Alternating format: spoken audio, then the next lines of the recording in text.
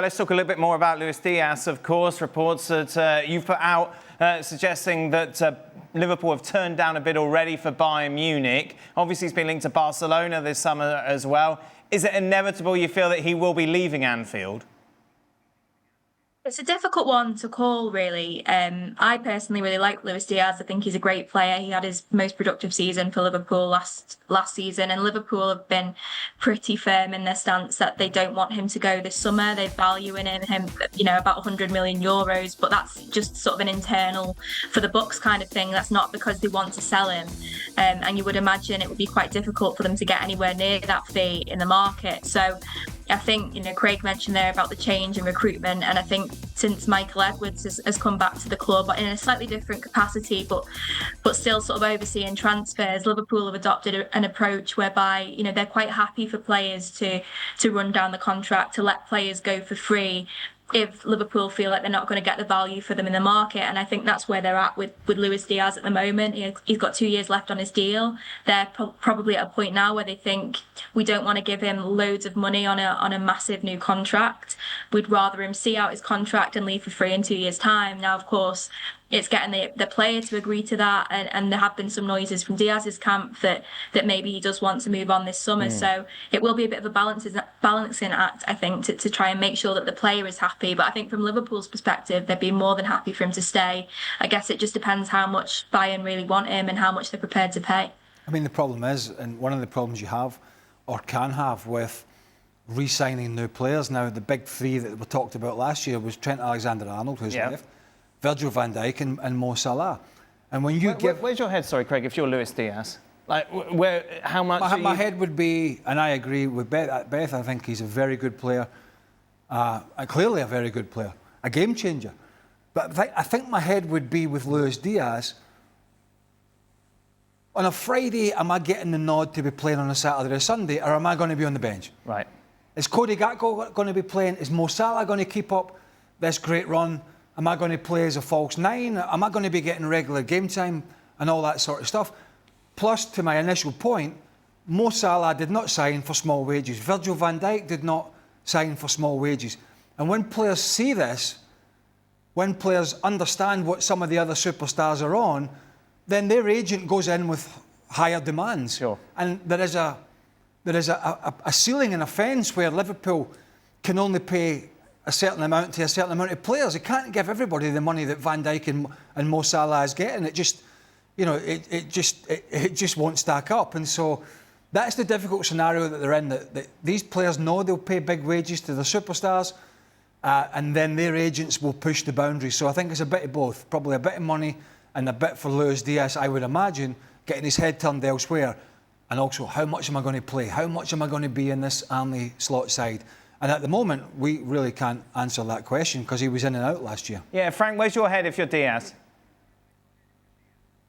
I'm with Craig, I want to play because that's the most important things, but I want to be paid also the right amount. And if you are paid the right amount, if they push and say, okay, we give you that money, but you're going to be on the bench, I would be Diaz, I would go. I want to play football. I'm a game changer, as Craig said.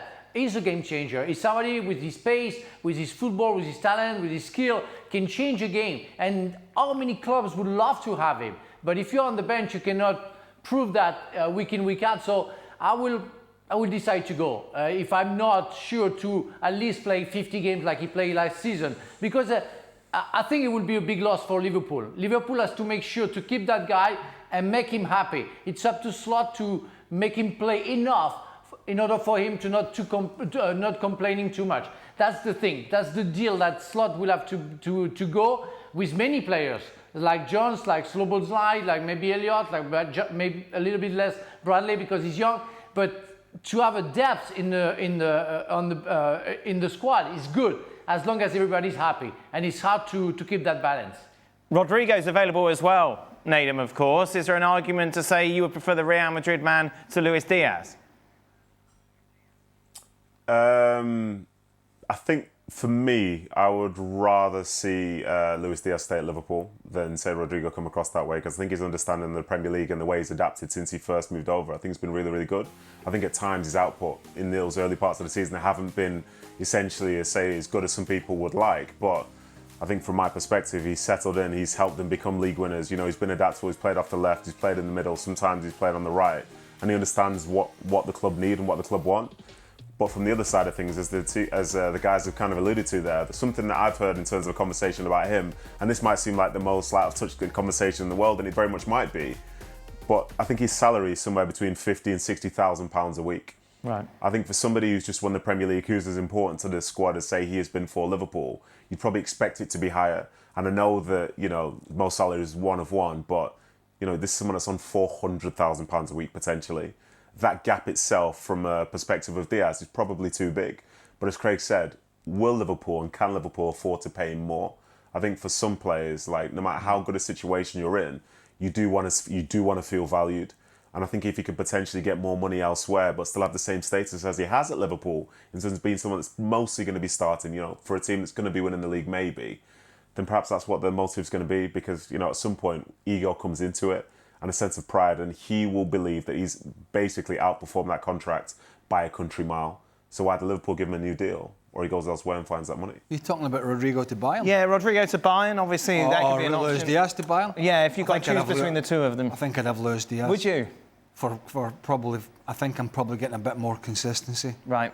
Although maybe I'm reading a bit too much into the last season that Rodrigo had at Real Madrid, because he was far from the only one that struggled. And we have seen him perform admirably there, to be honest with you. So what the hell's going to happen to him, I don't know. He certainly looks as if he's surplus to requirements under Xabi Alonso. But I think from Liverpool's perspective, if I'm Arne Slot, I'm digging away at Luis Diaz. Yeah.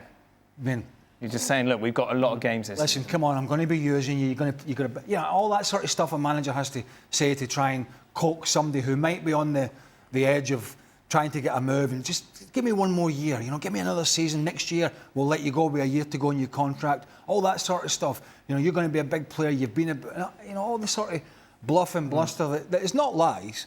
It's not lies. He's been a big player for them. The problem is, in that front line, particularly if they sign Alexander Isak, getting some game time for some of these players is going to be quite tough. So that's where the manager comes into it, trying to coax the player to stay. At this moment in time, we just don't have the answer whether that's going to happen or not. Beth, thank you very much for your time. I know you're very much focusing on the quarterfinals now of the Euros. The one question, though, of course, everybody asks anyone who goes to Switzerland, how much is a beer? Incredibly expensive, yeah. I mean, I had got a cocktail in my hotel the other night, and it was nearly £20. So yeah, it was very expensive, but it's beautiful out here, so I can't complain too much. Thank you very much, Beth. Oh, imagine how angry Stevie would be. £20 a beer. To be fair, that is a potential way to have him go dry. Well, yes, indeed, I think so. We just have to move him to Switzerland. On that note, we'll say thank you very much, Beth. Imagine how much. Go on, Frank. Imagine how much I would have paid, you know, for you guys. How much I would have paid last time you had 27 beers? It would have cost me a fortune. All right, shut up. All right, Frank. Go on. Shut up. We're trying to run a promo here. And what a promo it is, because Nedum and Craig will be in attendance at Wembley for the Community Shield. Crystal Palace against Liverpool. Of course, the curtain raiser for the start of the Premier League season. August 10th, live and exclusive on ESPN+.